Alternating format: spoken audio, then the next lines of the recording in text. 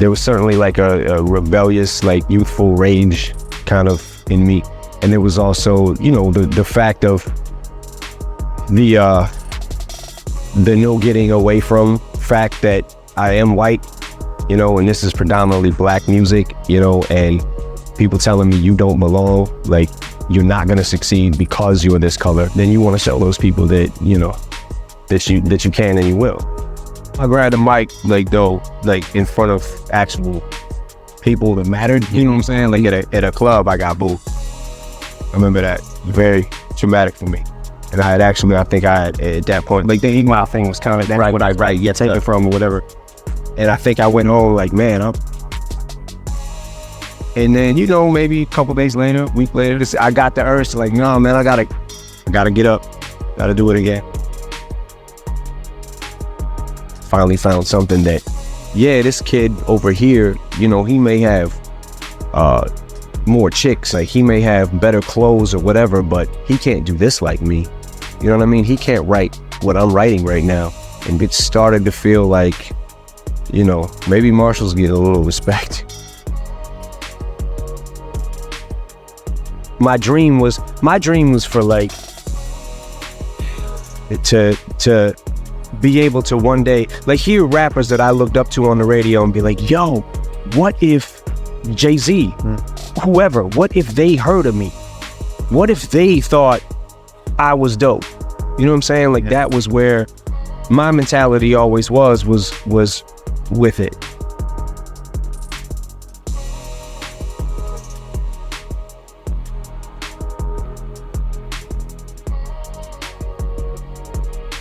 One of my greatest inspirations or things that I would feed off of basically was just obviously people not believing in the, you know, the cloud of doubt that kind of I felt hung over my head and wanted to just prove everybody wrong. You know what I mean? I wanted to make it, and I was going to make it regardless of what anybody said.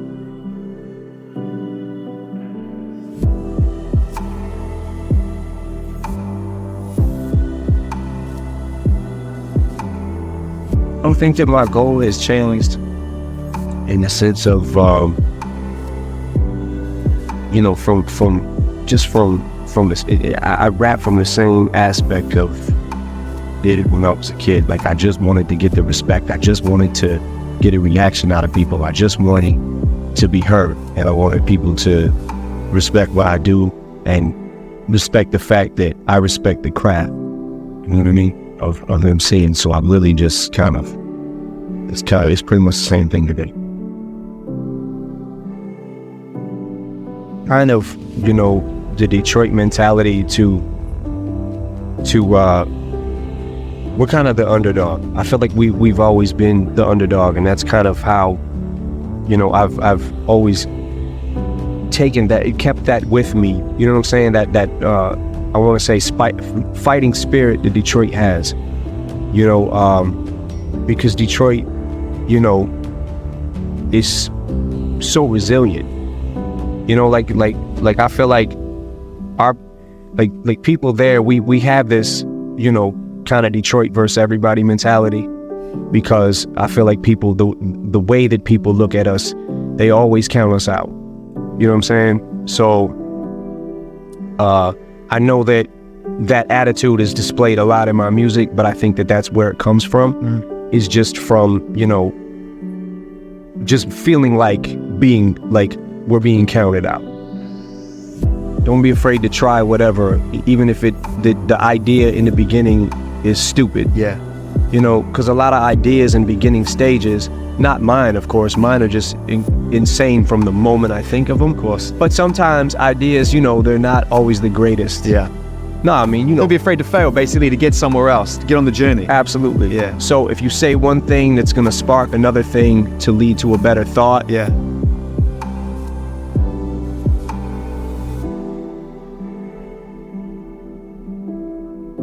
I always write, you know, and I probably always will. I don't know at what point, you know, whatever point I decide, like, I'm going to put the mic down or whatever happens with that, I do feel like I always want something to do with the music. So whether it's producing or whatever, you know, ends up happening, I think that I just want something to do with it. You know, music is always going to be in my head. So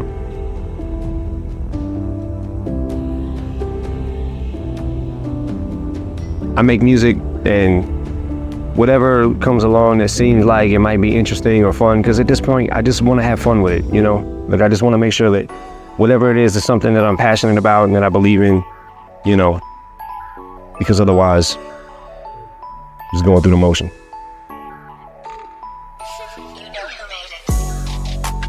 For a guy who hated school, who, you know, was in the 9th grade 3 times, you spend all your time thinking about words. I found that no matter how bad I was at school, like, and no matter how low my grades might have been at sometimes, I always was good at English. But I heard that you used to read the dictionary. I just felt like I want to be able to have all these words at my disposal in my vocabulary at all times whenever I need to pull them out. You know, somewhere they'll be stored, like locked away.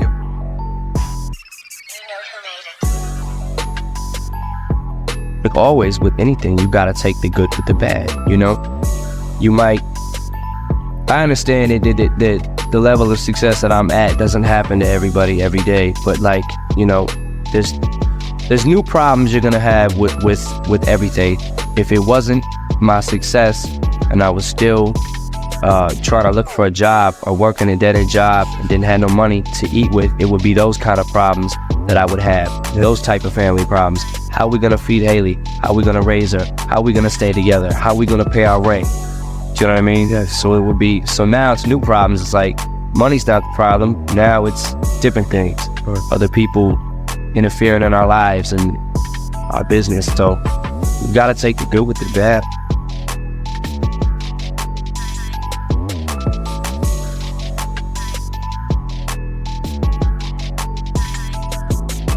Had it in me, but wasn't quite sure how to bring it out yet. I wanted people to hear me so bad. I wanted to do my shit, but it was like, you know, them jitters and them, I'm scared, I'm not scared. That whole struggle and everything, especially early on for me, which I love being on stage and stuff like that. Once I got a mic, I was cool, but it was that prompting me to do it and get up there and not be scared to grab that and just rock. I feel like anybody can do anything they set their mind to. It depends on how bad you want it, and I wanted to do it. You know, at this stage in my life, I don't feel like there's too much that I can't do. I don't mean to sound cocky, but if I like really, really want to do it, I don't give up that easy.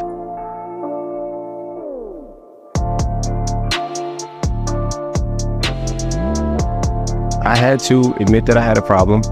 I had to, I think I had to be ready for myself. Like, I had to be ready for me. I know that it's, you know, I don't mean to make it sound cliche, but you have to do it for yourself. You know, you can't do it for other people. And I think that when I went to rehab the first time back in, I think 2005, I felt like I was doing it for other people. I wasn't doing it for me. So I kind of went in, fought the system, didn't really want to listen to what anybody had to say about it. And I felt like, well, I don't have a problem like these people, you know. I just take this because I just take these pills because I can't sleep. I have a sleeping problem. I just take, you know, Vicodin for recreation, you know. And, you know, then I went through a really rough period after I came home from rehab, and I lost my best friend, and kind of the reins were off. Just kind of just like, you know, Stuart, this is like, you know, and from there I really went downhill, and that's when I overdosed, got out the hospital, relapsed a short time after that, basically skipped on myself, and went to some people and was like, yo, I got a problem, buddy. I can't do this. Because the whole time I think I was thinking that I could, but I couldn't. First, before anything, I'm a father before I'm a rapper. So, you know, my daughter comes first no matter what. And if there's important things going on in her life that I need to be there for, then I'll drop what I'm doing, or we schedule around it. And a lot of times I take her with me, and, you know, she's been on the road with me before. So she's like my little homie, man. Like, She's like my little sidekick sometimes. It's hard. Like, I'm not gonna front. Like, sometimes it gets hard to try to balance them out. But like I said, before anything, I'm a father.